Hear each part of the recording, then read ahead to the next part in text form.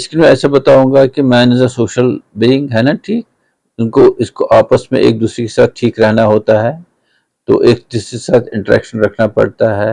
तो कोविड से पहले हमारा इंटरेक्शन बहुत अच्छा था, हम एक दूसरे के साथ मिलते थे। जब कोविड आ गया, हम जैसे आपने बोला कि हम अलहदा हो गए, फिर उसमें क्या प्रॉब्लम हो गई कि लोग एक दूसरे से मिल नहीं सके।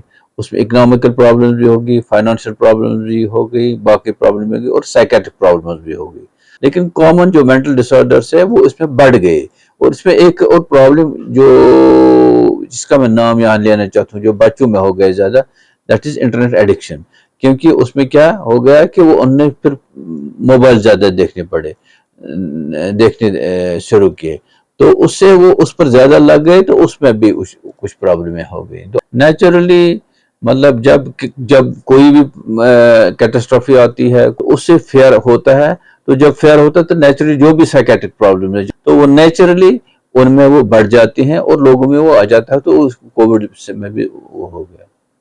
डिप्रेशन हमारे पास कॉमन है, एंजाइटी डिसऑर्डर्स कॉमन है। डिप्रेशन में क्या होता है कि उसका मूड बंदे का अच्छा नहीं रहता है। वो बोलता है मेरा मूड ऑफ रहता है, मुझे नींद नहीं आती है, मुझे भूख नहीं लगती है, मुझे काम के साथ जी नहीं लगता है। तो कुछ कभी ऐसा भी होता है कि डिप्रेशन इतना ज़्यादा होता है कि उसमें सुसाइडल थॉट्स आते हैं, या कभी कोई कमिट भी करता है। कोविड से एक वजह हो गया कि जब उसमें ये एक आ गया कि अब हम ये करेंगे कि हम ज्यादा हाथ धोएंगे। नेचुरली वो रीइंफोर्स उन पेशेंट्स में बढ़ गया, तो उससे वो ओसीडी बढ़ गया।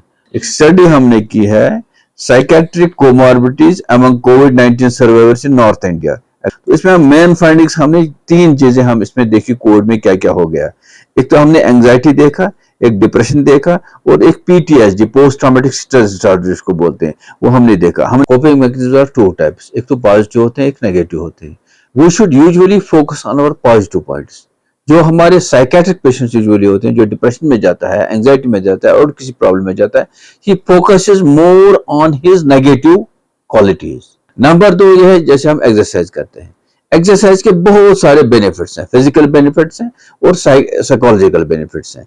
और एक और चीज मैं आपको बताऊंगा, बैलेंस्ड डाइट लेना चाहिए। ये भी इंपॉर्टेंट है, एज फिजिकल हेल्थ के लिए भी और मेंटल हेल्थ के लिए भी इंपॉर्टेंट है।